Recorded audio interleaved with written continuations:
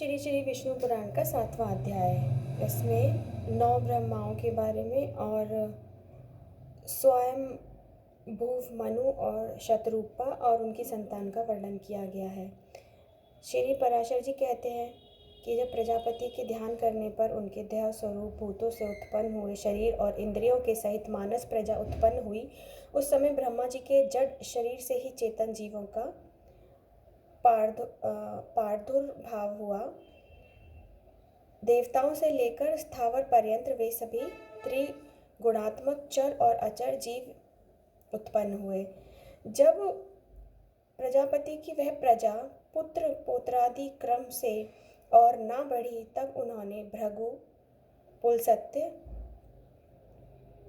पुलह, क्रतु, अंगिरा, मरीचि, दक्ष, अत्रि और वशिष्ठ इन अपने ही जैसे अन्य मानस पुत्रों की सृष्टि की और पुराणों में ये ही 9 ब्रह्मा माने गए हैं।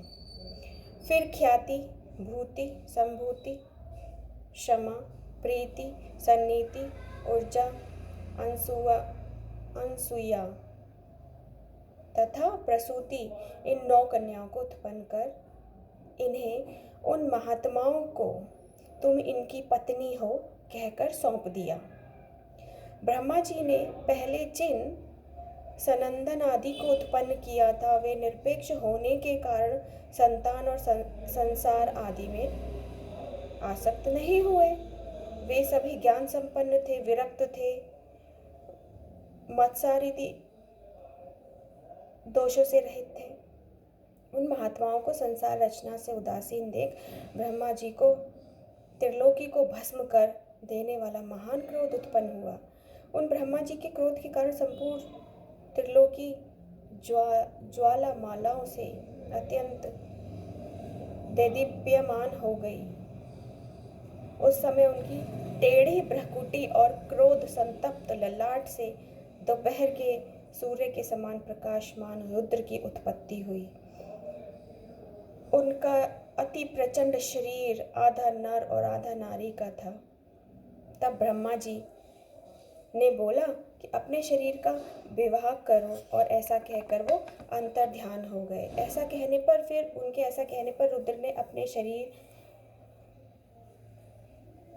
को स्त्री और पुरुष दोनों भागों में अलग अलग कर लिया और फिर पुरुष भाग को 11 भागों में विभक्त किया तथा स्त्री भाग को भी सौम्य, क्रूर, शांत, अशांत, श्याम, गौर आदि कई रूपों में विभक्त कर दिया।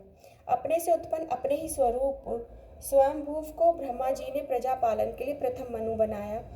उन स्वयंभूव मनु ने तप के कारण निष्पाप शतरूपा नाम की कन्या को अपनी पत्नी रूप से ग्रहण किया। उन मनु से शतरूपा देवी ने प्रियव्रत और उत्तानपाद नामक 2 पुत्र तथा उदार रूप और गुणों से संपन्न प्रसूति और आकुति नाम की 2 कन्याएं उत्पन्न की। उनमें से प्रसूति को दक्ष के साथ और आकुति को रुचि प्रजापति के साथ विवाह दिया। रुचि प्रजापति ने उन्हें ग्रहण किया। तब उन दंपत्ति के यज्ञ और दक्षिणा 2 जुड़वा संतान पैदा हुई। फिर यक्ष की भी शादी हो गई और दक्षिणा की भी शादी हो गई और उनसे अपनी अपनी शादियों से 12 पुत्र हुए, जो मनवंतर में याम नाम के देवता कहलाए। तथा दक्ष ने प्रसूति से 24 कन्याएं उत्पन्न करी। उनके शुभ नाम हैं श्रद्धा, लक्ष्मी, घृति, तुष्टि, मेधा, पुष्टि, क्रिया, बुद्धि, लज्जा, वपु, शांति, सिद्धि और 13वीं है कीर्ति। इन दक्ष कन्याओं को धर्म ने पत्नी रूप से ग्रहण किया। इनमें से छोटी शेष 11 कन्याएं ख्याति, सती, संभूति, स्मृति, प्रीति, क्षमा, संतति, अनसूया, ऊर्जा, स्वाहा और स्वधा थी। इन ख्याति आदि कन्याओं को क्रमशः भृगु, शिव, मरीचि, अंगिरा, पुलस्त्य, पुलह, क्रतु, अत्रि, वशिष्ठ, इन मुनियों तथा अग्नि और पितरों ने ग्रहण किया।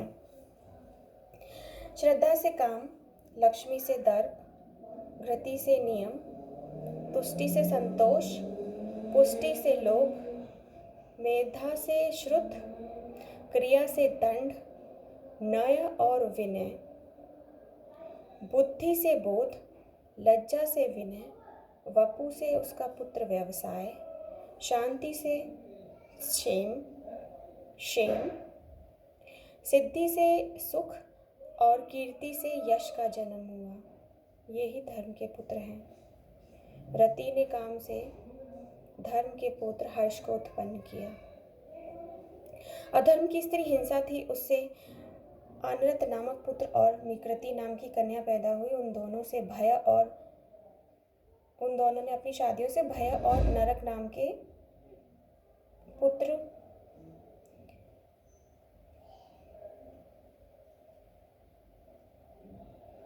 तथा माया और वेदना नाम की कन्याएं हुई। माया ने समस्त प्राणियों का संहार करता मृत्यु नामक पुत्र उत्पन्न किया। वेदना ने रौरव यानी नरक के द्वारा अपने पुत्र दुख को जन्म दिया और मृत्यु से व्याधि, बुढ़ापा, शोक, तृष्णा और क्रोध की उत्पत्ति हुई। ये सब अधर्म के रूप हैं और दुखोत्तर नाम से प्रसिद्ध हैं, क्योंकि इनसे परिमाण में दुखी प्राप्त होता है। इनके ना कोई स्त्री है ना संतान है। ये सब उद्धव रहता है। ये भगवान विष्णु के बड़े भयंकर रूप हैं और यही संसार के नित्य प्रलय के कारण होते हैं। दक्ष, मरीचि, अत्रि और भृगु आदि प्रजापति गण इस जगत के नित्य सर्ग के कारण हैं। मनु और मनु के पराक्रमी, सन्मार्ग परायण और शूरवीर पुत्र राजागण इस संसार की नित्य स्थिति के कारण हैं। फिर मैत्रेय जी कहते हैं कि आपने जो नित्य स्थिति, नित्य सर्ग, नित्य प्रलय का उल्लेख किया है, ये क्या है, इनका वर्णन कीजिए। तो पराशर जी कहते हैं कि जिनकी गति कहीं नहीं रुकती, वे अचिंत्यात्मा सर्वव्यापक भगवान मधुसूदन निरंतर इन मनु आदि रूपों से संसार की उत्पत्ति, स्थिति और नाश करते रहते हैं। समस्त भूतों का 4 प्रकार का प्रलय होता है: नैमित्तिक, प्राकृतिक, आत्यांतिक और नित्य। उनमें से नैमित्तिक प्रलय ही बाह्य प्रलय है। इसमें जगत्पति ब्रह्मा जी कल्पांत में शयन करते हैं तथा प्राकृतिक प्रलय में ब्रह्मांड प्रकृति में लीन हो जाता है। ज्ञान के द्वारा योगी का परमात्मा में लीन हो जाना आत्यंतिक प्रलय है और रात दिन जो भूतों का क्षय होता है वही नित्य प्रलय है। प्रकृति से महत्त्व आदि क्रम से जो सृष्टि होती है वह प्राकृतिक सृष्टि कहलाती है और अवान्तर प्रलय के बाद जो चराचर जगत की उत्पत्ति होती है वह दैनंदिनी सृष्टि कही जाती है और जिसमें प्रतिदिन प्राणियों की उत्पत्ति होती रहती है उसे पूर्णार्थ में कुशल महानुभावों ने नित्य सृष्टि कहा है। इस प्रकार समस्त शरीर में स्थित भूत भावन भगवान विष्णु जगत की उत्पत्ति, स्थिति और प्रलय करते रहते हैं। सृष्टि, स्थिति और विनाश की इन वैष्णवी शक्तियों का समस्त शरीरों में समान भाव से संचार होता रहता है। ये तीनों महती शक्तियाँ त्रिगुणमयी हैं, अतः जो उन तीनों गुणों का अतिक्रमण कर जाता है वह परम पद को प्राप्त कर लेता है, फिर जन्म मरण आदि के चक्र में नहीं पड़ता है। तो ये विष्णु पुराण, श्री विष्णु पुराण के प्रथम अंश का 7वां अध्याय था। इसमें कैसे सृष्टि का निर्माण हुआ, प्रजापतियों ने कैसे किया, सब बताया है। सृष्टि के निर्माण से, फिर उसके बाद किस तरीके से, फिर हम 8वें अध्याय में बताएंगे कि लक्ष्मी जी की सर्वव्यापकता का वर्णन करेंगे और भगवान जी की, उनकी रौद्र सृष्टि का। ये फिर 8वां अध्याय है।